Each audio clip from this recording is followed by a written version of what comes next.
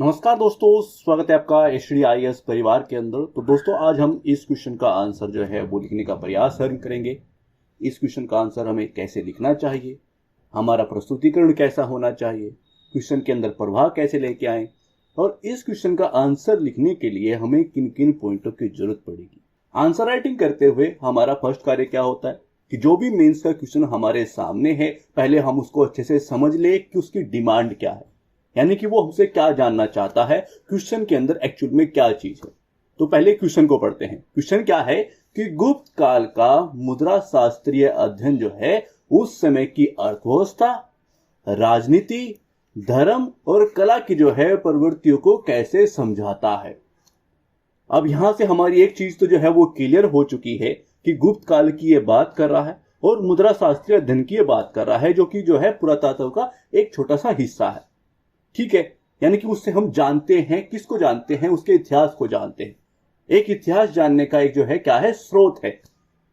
ठीक है, पुरातत्व जो है वो एक बहुत बड़ा हिस्सा है और उसी का हिस्सा है मुद्रा शास्त्रीय अध्ययन। तो वहां से पूछा गया है कि जो मुद्रा शास्त्रीय अध्ययन है और किस टाइम पीरियड की बात कर रहा है, गुप्त काल की ये बात कर रहा है कि उस समय की जो अर्थव्यवस्था थी और राजनीति थी, धर्म था और जो कला की प्रवृत्तियों को समझाता है। कौन समझाता है? मुद्रा शास्त्रीय अध्ययन समझाता है। ठीक है, अब हमारे पास वहां के लिए बहुत सारे स्रोत होंगे। ठीक है, कि वो स्रोत है, ये स्रोत है, जिससे हम जान सकते हैं किनको, गुप्त काल की अर्थव्यवस्था को, राजनीति को, धर्म को और कला को। अगर हमसे क्या पूछा गया है, मुद्रा शास्त्रीय अध्ययन पूछा गया है, तो उसके बारे में देखते हैं। अब फर्स्ट काम क्या होता है क्वेश्चन को समझने के बाद, क्योंकि जब हम मेंस के अंदर लिख रहे होते हैं, अपने एग्जाम के अंदर जो है लिख रहे होते हैं, वहां पर हमारे पास इतना टाइम नहीं होता। हम तुरंत जो है मेंस का क्वेश्चन देखते हैं और समझते हैं कि हाँ, इसमें वो एक्चुअल में हमसे क्या जानना चाहता है। ठीक है, उसके हिसाब से अपनी पृष्ठभूमि को देखते हैं कि 2 से 3 लाइन के अंदर पृष्ठभूमि लिखनी है। उसके बाद क्या करना है, मेन बॉडी पे जाएंगे। मेन बॉडी के अंदर क्या देना होगा, हम बात करेंगे मुद्रा शास्त्रीय अध्ययन की गुप्त काल के टाइम पीरियड के लिए कि भाई हाँ, मुद्रा शास्त्रीय अध्ययन के अंदर हम अर्थव्यवस्था, राजनीति, धर्म और कला की जो है पॉइंट टू पॉइंट बात करेंगे कि अर्थव्यवस्था के बारे में जो है हमें यहां से ये पॉइंट है जिसके बारे में हम बता सकते हैं कि इस अध्ययन से हमें वहां की अर्थव्यवस्था के बारे में ये जानकारी मिलती है, राजनीति के बारे में ये पॉइंट है, यहां से ये जानकारी मिलती है, धर्म के बारे में ये पता चलता है यहाँ के मुद्रा शास्त्रीय अध्ययन से, कला के बारे में ये पता चलता है। ठीक है, तो ऐसे बढ़ते चलेंगे। ठीक है, पहले क्या करेंगे, पृष्ठभूमि की ओर चलेंगे। 2 से 3 लाइन के अंदर पृष्ठभूमि को लिखेंगे, क्वेश्चन में दिया गया है, हमसे पूछा गया है। फिर मेन बॉडी पे चलेंगे, अर्थव्यवस्था, राजनीति, धर्म और कला की जो है वो बात करेंगे और फिर निष्कर्ष लिखेंगे। तो आइए शुरुआत करते हैं। ठीक है, गुप्त काल जो है प्राचीन में 4वीं से 6वीं शताब्दी तक चला भारतीय इतिहास का स्वर्ण युग जो है वो माना जाता है। ठीक है, गुप्त काल की बात होगी क्योंकि क्वेश्चन जो है वो उसी से है। मुद्रा शास्त्र जो है सिक्कों का अध्ययन गुप्त काल के दौरान इन प्रवृत्तियों, समाज पर उनके प्रभाव के बारे में जो है बहुमूल्य अंतर्दृष्टि जो है वो प्रदान करता है, यानी कि उसके बारे में हमें बताता है, हमें जानकारी देता है। तो उससे संबंधित हमारी पृष्ठभूमि हो गई। ठीक है, अब कहां पर पढ़ते हैं, हमारा प्रस्तुतिकरण वो एक हिस्सा रहेगा। ठीक है, दूसरा क्या कि जो हमसे स्टेप बाय मेन बॉडी के अंदर पॉइंट पूछे गए हैं, फर्स्ट पॉइंट हम अब वहां पर इसके पॉइंट देंगे। अब ये भी ध्यान हम रखेंगे कि हमारी वर्डिंग क्या है। ठीक है, तो उतने ही पॉइंट देना है। मैं आपको सभी पॉइंट जो है वो दे रहा हूं कि आपको बता दूंगा कि हाँ, ऐसा प्रस्तुतिकरण आप कर सकते हैं। ठीक है, और उसके बाद यह भी ध्यान रखें कि यदि आपसे 120 के अंदर, 150 के अंदर, ठीक है, वहां पर इन वर्ड के अंदर जो पूछी गई है तो पॉइंट जो है वो कम कर लीजिएगा। मैं 4 दे रहा हूं, आप 3 दीजिए, 2 दे दीजिए। किसके हिसाब से? वर्ड के हिसाब से। तो कौन से पॉइंट हम जो है वो यहां पर दे सकते हैं, आइए शुरुआत करते हैं। देखिए, प्रारंभिक गुप्त सिक्के जो है वो सोने के बने होते थे, जो अंतरराष्ट्रीय व्यापार में जो है विनिमय के माध्यम के रूप में जो है सोने की प्रमुखता को दर्शाते हैं उस टाइम पीरियड की। ठीक है, तो हमारा फर्स्ट पॉइंट ये होगा कि भाई प्रारंभिक सिस्टम में क्या है, सिक्के जो है वो सोने के बने होते थे और अंतरराष्ट्रीय व्यापार में जो है विनिमय के माध्यम के रूप में सोने की वो प्रमुखता थी, उसको वो दर्शा रहे हैं। बाद में क्या हुआ कि गुप्तकालीन सिक्के जो है वो चांदी और तांबे के बने होते थे, जो व्यापार के बदलते पैटर्न को हमें समझाते हैं और स्थानीय लेन देन में इन धातुओं के बढ़ते उपयोग को जो है वो दर्शाते हैं। ठीक है, पहले क्या था और बाद में क्या चेंजेस आ रहे हैं, तो वो कौन बता रहा है हमें? वो बता रहा है मुद्रा शास्त्र, सिक्कों का अध्ययन में बता रहा है, जो वहां से हमें मिले हैं, जो पुरातात्विक स्रोत हैं। ठीक है। अगला पॉइंट हम क्या दे सकते हैं कि जैसे सोने के सिक्कों का जो है वो उपयोग किया जाता था, भाई दोनों हमारे पास है, सोने के सिक्के भी है और चांदी और तांबे के भी है।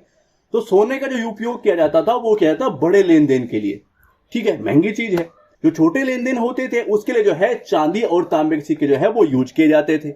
अगला पॉइंट हमारा क्या होगा कि सिक्कों पर जो है शिलालेख सिक्का प्रचलन के क्षेत्रीय वितरण और व्यापार मार्गों द्वारा जो है अवधि के कराधान प्रणाली के बारे में भी जानकारी जो हमें प्रदान करता है। तो ये हमारे पॉइंट हो गए अर्थव्यवस्था को लेके, वहां से हमें ये जानकारी मिल रही है। आगे चलते हैं, अब देखते हैं कि गुप्तकालीन सिक्के से जो हमें जो है वहां की राज्य व्यवस्था के बारे में क्या जानकारी मिलती है। ठीक है, तो आइए पॉइंट टू पॉइंट बात करते हैं। गुप्तकालीन सिक्के जो है उस समय की राजनीतिक संरचना के बारे में भी जो है हमें जानकारी प्रदान करते हैं। अपनी बात तो आपने रख दी, अब बात करते हैं उस एग्जाम्पल से भी। हाँ, हम ये पॉइंट रख रहे हैं और ये हमारा एग्जाम्पल है। उदाहरण क्या है कि चंद्रगुप्त फर्स्ट द्वारा जो है कुमार देवी प्रकार की सिक्का गुप्तों और लक्ष्मी गणराज्य के बीच जो है वैवाहिक गठबंधन को दर्शाता है। ठीक है, अगला पॉइंट क्या कि सबसे पुराने जो है गुप्त सिक्कों में एक तरफ राजा की छवि होती थी और दूसरी तरफ जो है विभिन्न प्रतीक और देवता जो है चित्रित थे, जिससे हमें क्या पता चलता है कि गुप्त राजाओं के जो है शासन करने के दैवीय अधिकार में जो है विश्वास को दर्शाते थे। ये हमारा पॉइंट हो गया। ये हमारा पॉइंट हो गया किससे संबंधित, राज्य व्यवस्था संबंधित भी हम अध्ययन कर रहे हैं और ये जानकारी हमें वहां से प्राप्त हो रही है। ठीक है, अगला पॉइंट क्या है कि सिक्कों पर जो है चित्रित शिलालेख गुप्त शासकों और उनकी उपाधि और उनके वंश को जो है वो दर्शाते हैं। हमारा एग्जाम्पल है कि जो चंद्रगुप्त द्वारा जो है अर्चर प्रकार का सिक्का उसके द्वारा जो है विजय को दर्शाता है। ठीक है, तो यहाँ की हमें उनकी राज्य व्यवस्था के बारे में जानकारी मिल रही है उनके सिक्कों से जो हमें वहां पर मिले हैं। ठीक है, जो उसी टाइम पीरियड के हैं। अब चलते हैं आगे। हमारा तीसरा पॉइंट जो मेन बॉडी का है जो हमसे पूछा गया है वो क्या है, धर्म है। तो आइए उसके पॉइंट ले लेते हैं कि सिक्कों पर जो है चित्र विष्णु और शिव जैसे देवताओं को जो है चित्रित करते हैं और इस अवधि के दौरान जो है हिंदू धर्म की लोकप्रियता का प्रमाण प्रदान करते हैं।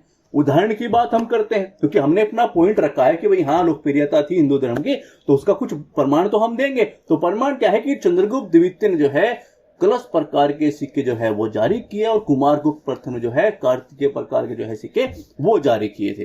ठीक है, जो हमें मिलते हैं और प्रमाण पत्र जो है प्रस्तुत करते हैं, वो बात हमने वहां पर लिख दी। अगला पॉइंट हमारा क्या हो सकता है कि जो बोधि वृक्ष और धर्म चक्र जैसे जो है बौद्ध प्रतीकों वाले गुप्तकालीन सिक्कों जो है वो गुप्तों के बौद्ध धर्म के प्रति सहिष्णु रवैये को दर्शाते हैं। ऐसा नहीं है कि हिंदू धर्म की लोकप्रियता थी तो इनके जो है उसमें क्या किया जा रहा था, है ना, कि भाई वो अवहेलना की जा रही होगी या फिर उनको जो है कठोरता से जो है उनकी अवहेलना की जा रही होगी, हतोत्साहित किया जा रहा होगा अन्य धर्मों को, तो उनको भी जो है सहिष्णु रवैये से वो दर्शाते हैं कि हाँ ऐसी चीजें थी। ऐसा नहीं है कि वो लोकप्रिय थे तो इनको जो है इनकी उपेक्षा की जा रही थी वहां पर। अब एग्जाम्पल की बात करते हैं कि उदाहरण के लिए जो है चंद्रगुप्त द्वितीय ने जो है बोधि वृक्ष और धम्म चक्र जो है वाले सिक्के भी जारी किए थे। तो हमारा पॉइंट हो गए, हम पॉइंट टू पॉइंट बात कर रहे हैं। ठीक है, आगे बढ़ते हैं। चौथा पॉइंट हमारी मेन बॉडी का वो क्या है कि गुप्तकालीन सिक्के जो है कला की प्रवृत्ति को कैसे दर्शाते हैं। देखिए वो पॉइंट देखते हैं। गुप्तकालीन सिक्के जो है उस काल की कलात्मक शैलियों और रूपांतरों को जो है प्रमाण प्रदान करते हैं। कैसा कि उदाहरण की बात करते हैं कि गुप्त शासकों तो जो है छवियों उन्हें जो है विस्तृत आभूषण और टोपी पहने हुए जो है वो दर्शाती है, जो उस समय की कलात्मक परंपराओं को दर्शाती है। अगला पॉइंट क्या कि गुप्त ने जो है संगीत जैसी कला का समर्थन किया है और ये पॉइंट शायद सबको पता होता है। वो क्या है कि चंद्रगुप्त का वीणा प्रकार का सिक्का जो हमें दर्शाता है कि वो उनसे कितना प्रेम करते थे, है ना।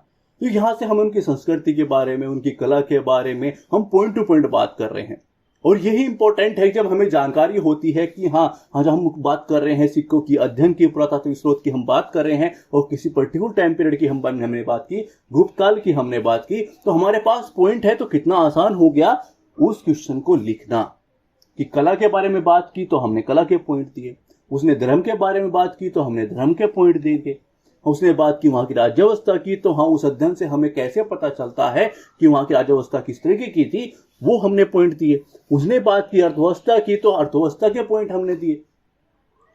तो इस तरह से हमने जो है मेंस प्रोग्राम चलाया है।